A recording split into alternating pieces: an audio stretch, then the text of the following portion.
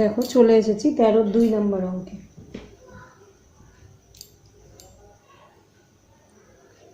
সেখানে একটি চিত্র দিয়ে দিয়েছে, বলেছে রেখাঙ্কিত অঞ্চলের ক্ষেত্রফল হিসাব করতে। প্রতিটি বৃত্তের ব্যাসার্ধের দৈর্ঘ্য দিয়ে দিয়েছে 3.5 সেন্টিমিটার। বৃত্তের 4টি কেন্দ্র ABCD। দেখো কেন্দ্র 4টি নিয়ে একটি বর্গক্ষেত্র তৈরি হয়েছে, দেখতে পাচ্ছি আমরা প্রত্যেকে।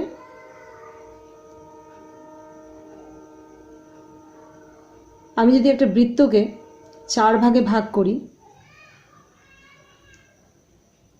তাহলে আমি 4টি বৃত্তকলা পাবো। এইটুকু পোর্শনকে বলা হচ্ছে এক একটি বৃত্তকলা। ঠিক আছে, তাহলে আমি যদি বৃত্তের পুরো ক্ষেত্রফল থেকে ক্ষেত্রফলটা প্রথমে বের করি, বের করার পর তার 4 ভাগের 1 ভাগ নিই, তাহলে আমি একটি বৃত্তকলার ক্ষেত্রফল পেয়ে যাব। এইভাবে আমি 4টি বৃত্তের বৃত্তকলার ক্ষেত্রফল পেয়ে যাব।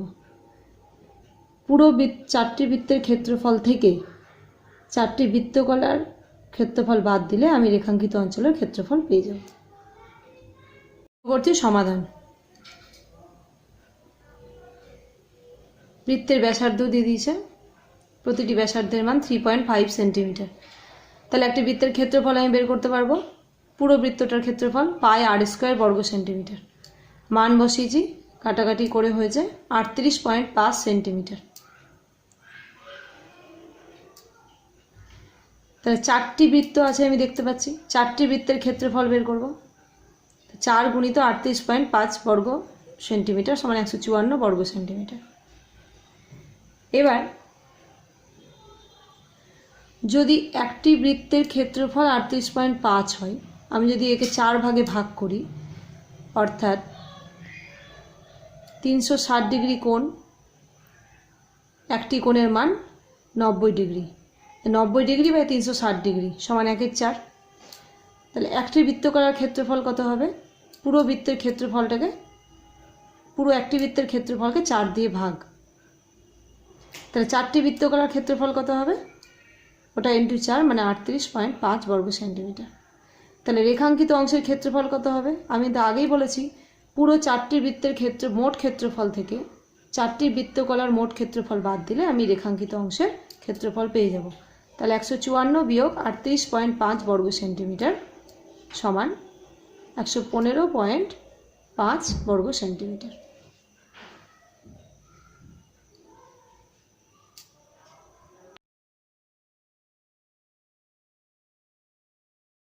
এবার চলে এসেছি 14 নম্বর অঙ্কে। দীনেশ তাদের শ্রেণীর কতজন কোন খেলা খেলতে ভালোবাসে তার একটি পায়চিত্র তৈরি করেছে। সে বৃত্তের ব্যাসার্ধের দৈর্ঘ্য 3.5 সেন্টিমিটার নিয়েছে। হিসাব করে প্রতিটি বৃত্তকলার পরিসীমা ও ক্ষেত্রফল লিখি।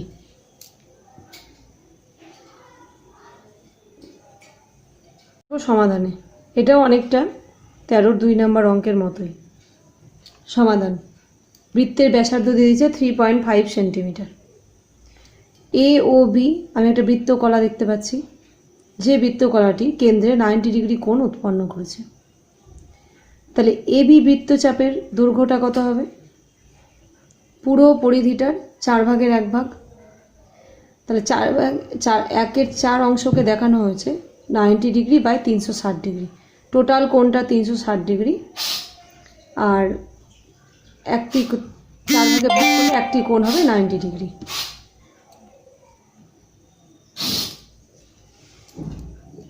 এবার এবি বৃত্তচাপের দৈর্ঘ্য বের করলাম, তাতে হলো 5.5 সেন্টিমিটার। তাহলে এ ও বি বৃত্তকলার পরিসীমা কত হবে? এই যে এবি বৃত্তচাপ যোগ এই বাহু যোগ এই বাহু, পরিসীমা মানে ধার বরাবর প্রত্যেকটা বাহু যোগফল, সেটা প্রত্যেকটা রেখার যোগফল, সেটা বক্ররেখাই হোক আর সরল রেখাই হোক।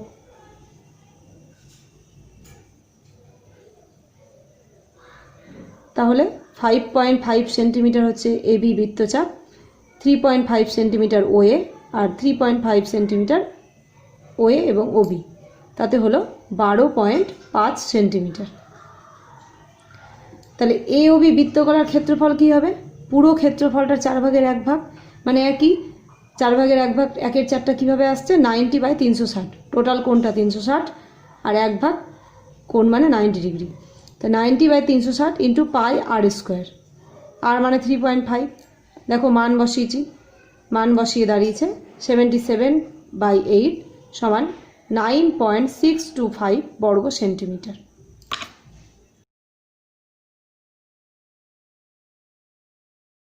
চলে এসেছি 15 নম্বর অঙ্কে।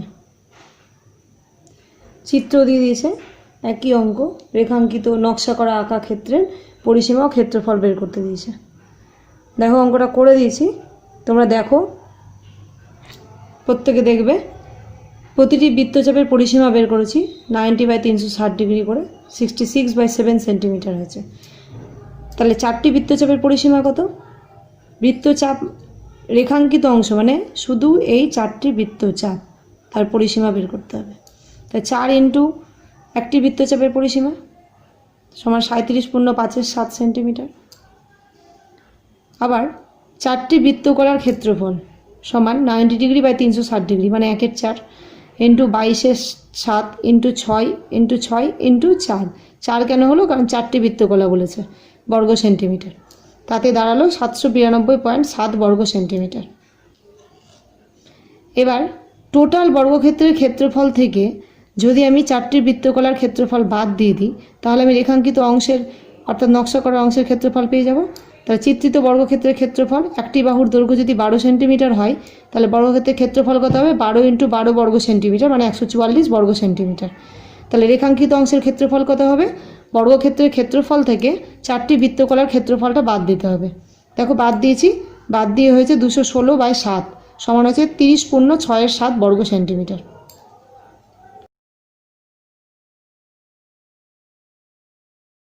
এসেছি 16 নম্বর অঙ্কে। একটি বৃত্তাকার মাঠের ক্ষেত্রফল 154 বর্গ সেন্টিমিটার। বৃত্তাকার মাঠটির পরিলিখিত বর্গক্ষেত্রের পরিসীমা ও ক্ষেত্রফল হিসাব করে লিখি।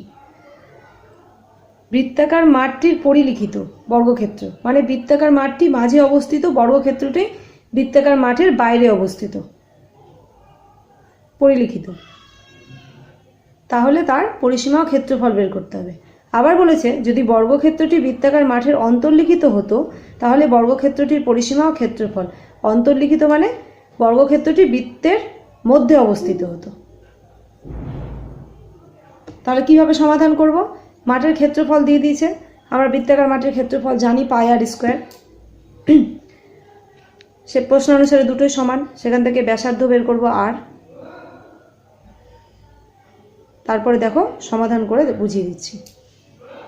দেখো ধরি বৃত্তাকার মাঠের ব্যাসার্ধ 8 সেন্টিমিটার, ঠিক আছে? তাহলে ক্ষেত্রফল কী হবে? পাই আর স্কোয়ার বর্গ সেন্টিমিটার। প্রশ্নানুসারে পাই আর স্কোয়ার সমান 154, তাহলে আর স্কোয়ার সমান 7 ইন্টু 7, আর সমান 7, ঠিক আছে? তাহলে বৃত্তের ব্যাস কত হলো? 7 গুণিত 2 সমান 14 সেন্টিমিটার। বর্গক্ষেত্রটি যদি বৃত্তাকার মাঠের পরিলিখিত হয়, তাহলে ছবিটা এটা হবে। তাহলে দেখো বৃত্তের যেটা ব্যাস হবে সেটাই হবে বর্গক্ষেত্রের একটি বাহুর দৈর্ঘ্য। তাহলে আমি বর্গক্ষেত্রে একটি বাহুর দৈর্ঘ্য পেয়ে গেলাম 14 সেন্টিমিটার। ভালো করে বোঝো, যদি পরিলিখিত হয় বর্গক্ষেত্রটি, তাহলে বৃত্তের যেটা ব্যাস হবে সেটা হবে বর্গক্ষেত্রের একটি বাহুর দৈর্ঘ্য, অর্থাৎ বর্গক্ষেত্রে একটি বাহুর দৈর্ঘ্য হলো 14 সেন্টিমিটার।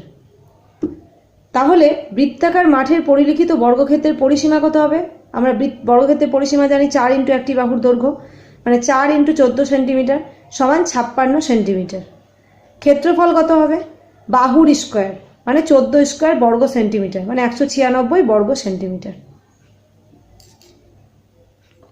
এইবার বলেছে যদি বর্গক্ষেত্রটি বৃত্তাকার মাঠের অন্তর্লিখিত হয়, অন্তর্লিখিত মানে দেখো ছবিটা আমি দিয়েছি, বুঝতে পারছো প্রত্যেকে। তাহলে বর্গক্ষেত্রের যেটা কর্ণের মাপ আমি দেখতে পাচ্ছি সেটাই হবে বৃত্তের ব্যাস। তাহলে বর্গক্ষেত্রের কর্ণ সমান আমি কি জানি? √2 ইন্টু একটি বাহুর দৈর্ঘ্য। দেখো √2 ইন্টু একটি বাহুর দৈর্ঘ্য সমান 14, বৃত্তের ব্যাস 14 সেন্টিমিটার। তাহলে একটি বাহুর দৈর্ঘ্য সমান 14/√2 সমান হবে 7.2 √2 সমান √2 আর 2 একটা কাটবে 7√2 সেন্টিমিটার। তাহলে অন্তর্লিখিত বর্গক্ষেত্রের পরিসীমা হবে 4 × একটি বাহুর দৈর্ঘ্য মানে 28√2 সেন্টিমিটার এবং ক্ষেত্রফল হবে বাহুর স্কোয়ার বর্গ সেন্টিমিটার মানে 7 × 49 × 2 সমান 98 বর্গ সেন্টিমিটার। তাহলে বৃত্তাকার মাঠটির পরিলিখিত বর্গক্ষেত্রের পরিসীমা 56 সেন্টিমিটার ও ক্ষেত্রফল 196 বর্গ সেন্টিমিটার। যদি বর্গক্ষেত্রটি বৃত্তাকার মাঠের অন্তর্লিখিত হতো তাহলে বর্গক্ষেত্রটির পরিসীমা 28√2 সেন্টিমিটার এবং ক্ষেত্রফল 98 বর্গ সেন্টিমিটার হতো।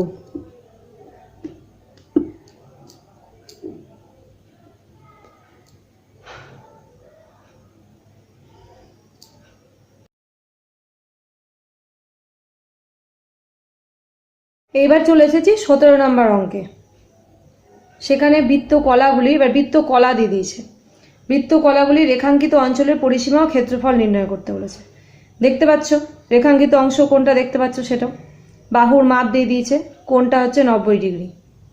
তাহলে এই যে রেখাঙ্কিত অংশটা সেটার পরিসীমা ক্ষেত্রফল বের করতে হবে। 17-1 সমাধানে দেখো পিথাগোরাসের উপপাদ্য থেকে আমি জানি এটা যদি একটা ত্রিভুজ হয় সমকোণী ত্রিভুজ, সমকোণী সমদ্বিবাহু ত্রিভুজ, তাহলে অতি স্কয়ার সমান লম্ব স্কয়ার প্লাস ভূমি স্কয়ার। তাহলে অতিভুজটা আমি বের করেছি এবি সমান √12 স্কয়ার প্লাস 12 স্কয়ার সমান 12√2 সমান 12√2 এর মান আমরা জানি 1.41 সমান হচ্ছে 16.92। এবার আমি এবি বৃত্তচাপ বের করব। এবি বৃত্তচাপ মানে পুরো বৃত্তচাপটা মানে পুরো পরিধিটা 4/1 যেহেতু এটা 90 ডিগ্রি কোণ করেছে, পুরো কোণটা 360 ডিগ্রি, অতএব 90 degree by 360 degree into 2πr সমান বেরিয়েছে 18.857 সেন্টিমিটার। চাপ পেলাম। তাহলে পরিসীমা কী হবে? এই যে বৃত্তচাপ এবি এবং এই রেখাটা এবি বৃত্তচাপ আর এবি রেখা, তাহলে রেখাঙ্কিত অংশের পরিসীমা 16.92 মানে বৃত্তচাপ আর রেখাটা হচ্ছে 18.85 সমান 35.78 সেন্টিমিটার প্রায়, কারণ আরও অনেক পয়েন্ট আছে, দশমিকের পর আমি দুটো ঘরই রেখেছি। একইভাবে এবার চলে আসবো ক্ষেত্রফলে। তাহলে ক্ষেত্রফল কি হবে? পুরো বৃত্তকলার ক্ষেত্রফল থেকে আমি যদি ত্রিভুজের ক্ষেত্রফলটা বাদ দিয়ে দিই তাহলে আমি রেখাঙ্কিত অংশের ক্ষেত্রফল পেয়ে যাব। তাহলে পুরো বৃত্তকলার ক্ষেত্রফল হচ্ছে 90 ডিগ্রি বাই 360 ডিগ্রি মানে 1/4 ইন্টু পাই আর স্কোয়ার 12 ইন্টু 12 মাইনাস ত্রিভুজের ক্ষেত্রফল হাফ ইন্টু ভূমি ইন্টু উচ্চতা বর্গ সেন্টিমিটার।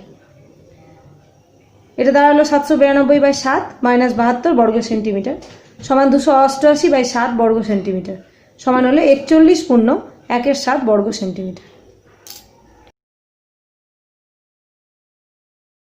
চলে এসেছি নেক্সট 17-2। দেখো চিত্রটি দিয়েছে রেখাঙ্কিত অংশের পরিসীমা ক্ষেত্রফল। এখানে কোণটা দিয়েছে 60 ডিগ্রি মানে একটা বৃত্তের 6/1 মানে 60/360 মানে 6/1 অংশ দিয়ে দিয়েছে। তাহলে শুরু করি সমাধান। ত্রিভুজ এবিসি এর এবি সমান সিএ সমান বিসি সমান 42 সেন্টিমিটার সমবাহু ত্রিভুজ। সমবাহু ত্রিভুজের কোণ আমরা জানি 60 ডিগ্রি হয় প্রতিটি কোণ। তাহলে এসি বৃত্তচাপটা বের করব বলে তো আমি একটু আগেই বললাম তোমাদের একটি বৃত্তর 6/1 বৃত্তকলা এটি। তা 6/1 মানে হচ্ছে 60 degree by 360 degree into 2πr সমান হচ্ছে 44 সেন্টিমিটার। তাহলে রেখাঙ্কিত অংশের পরিসীমা এই যে বৃত্তচাপ এসি এবং বাহু হচ্ছে এসি, বাহু এসি আমি সমান জানি 42, তাহলে 44 + 42 সেন্টিমিটার সমান 86 সেন্টিমিটার। এবার ক্ষেত্রফলটা তোমরা নিজেরাই বের করবে, বের করে আমাকে দেখাবে।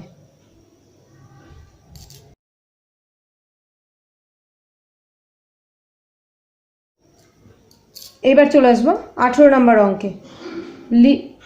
লিনা মেলা থেকে একটি বালা কিনে হাতে পড়েছে। বালাটিতে 269.5 বর্গ সেন্টিমিটার ধাতু আছে। বালাটির বহির্ব্যাসের দৈর্ঘ্য 28 সেন্টিমিটার হলে অন্তর্ব্যাসের দৈর্ঘ্য কত হবে হিসাব করে লিখি। ধরি বালাটির অন্তর্ব্যাসার্ধ 8 সেন্টিমিটার, প্রদত্ত বালাটির বহির্ব্যাস সমান 28 সেন্টিমিটার। প্রদত্ত বালাটির বহির্ব্যাসার্ধ তাহলে কত? 14 সেন্টিমিটার। বালাটিতে ধাতু আছে বলে দিয়েছে 269.5 বর্গ সেন্টিমিটার। তাহলে বালাটির পুরো বালাটি থেকে যদি বালাটির অন্তর্ক্ষেত্রফলটা আমি বিয়োগ করে দিই, পুরো বালাটির ক্ষেত্রফল থেকে যদি অন্তর্ক্ষেত্রফলটা বিয়োগ করে দিই, তাহলে বালাটিতে কত ধাতু আছে তার পরিমাণ বেরাবে। তাহলে প্রশ্ন অনুসারে পাই ডট 14 স্কোয়ার, 14 বহির্ব্যাসার্ধ, মাইনাস পাই আর স্কোয়ার অন্তর্ব্যাসার্ধ, অন্তর্ব্যাসার্ধের অন্তর্ক্ষেত্রফল, অন্তর্ব্যাসার্ধ হচ্ছে আর, সমান এটা 269.5। মান বসিয়েছি। মান বসানোর পরে দেখো এই ক্যালকুলেশনটা আমি ডান দিকে করে রেখেছি কীভাবে কাটাকাটিটা হয়েছে। তাতে হয়েছে 343/4, 784 মাইনাস 343/4, 441/4 সমান 21/2 এর স্কোয়ার, আর সমান 21/2। তাহলে অন্তর্ব্যাসার্ধ বেরোলো 21/2 সেন্টিমিটার। তাহলে অন্তর্ব্যাস কত হবে? 2 দিয়ে গুণ, মানে 21 সেন্টিমিটার। এসেছি 19 নম্বর অঙ্ক, আজকের ক্লাসের শেষ অঙ্ক। প্রতুল পাশের ছবির মতো একটি সমবাহু ত্রিভুজ এবিসি এঁকেছে, দেখতে পাচ্ছ, যার প্রতিটি বাহুর দৈর্ঘ্য 10 সেন্টিমিটার। সমবাহু সুমিতা এ, বি ও সি বিন্দুকে কেন্দ্র করে 5 সেন্টিমিটার দৈর্ঘ্যের ব্যাসার্ধে 3টি বৃত্তচাপ এঁকেছে। মাঝের কিছু জায়গা রঙিন করেছে। হিসাব করে রঙিন জায়গার ক্ষেত্রফল লিখি। এখানে কি করব? ক্ষেত্রফল, সমবাহু ত্রিভুজটার ক্ষেত্রফল বের করব।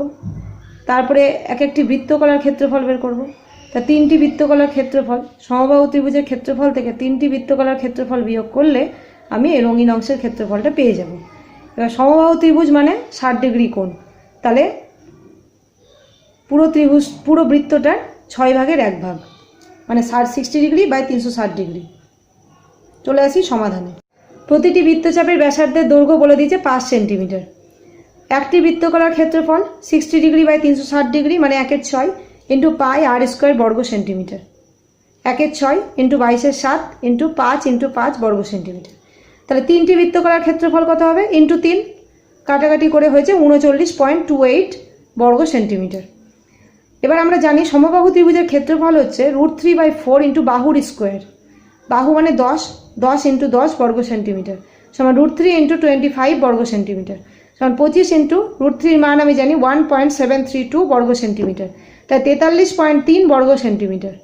তাহলে সমবাহু ত্রিভুজের ক্ষেত্রফল থেকে যদি আমি 3টি বৃত্তকলার ক্ষেত্রফল বিয়োগ দিই, তাহলে আমি রঙিন অংশের ক্ষেত্রফল পেয়ে যাব। তাই রঙিন জায়গায় ক্ষেত্রফল সমান 43.3 মাইনাস 39.28 বর্গ সেন্টিমিটার সমান হচ্ছে 4.02 বর্গ সেন্টিমিটার। আজকের ক্লাস এখানেই শেষ।